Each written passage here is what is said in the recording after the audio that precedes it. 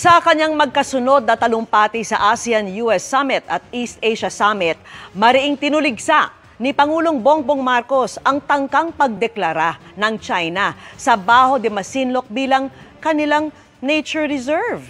Mula sa Kuala Lumpur, Malaysia, nakatutok live si Mariz Umali. Mariz. Vicky, sa pagharap nga ni Pangulong Bongbong Marcos sa iba't ibang mga pagpupulong dito sa 47th ASEAN and related summits, ipinarating ng Pangulo sa iba't ibang mga world leader ang masidhing pagtutol ng Pilipinas sa binabalak ng ibang bansa para sa Baho de Masinloc na idiniin niyang nasa jurisdiksyon ng Pilipinas.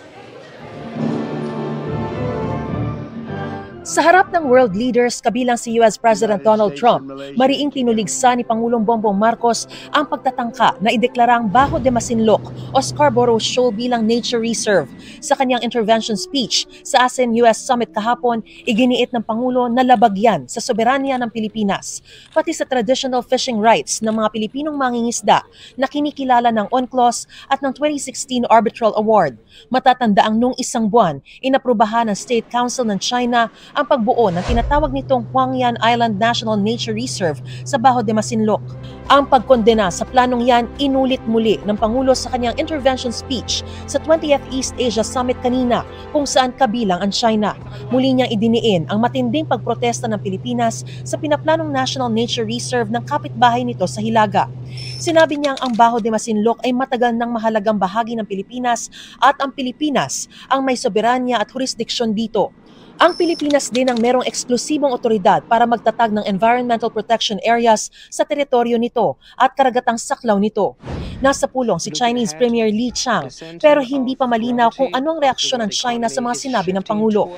Sa kanya namang opening speech, sinabi ni ASEAN Chairman at Malaysian Prime Minister Anwar bin Ibrahim na ang anumang issue sa South China Sea nais daw nilang maresolba sa loob din ng ASEAN. We want it to be resolved within ASEAN and ASEAN with our partners in the region.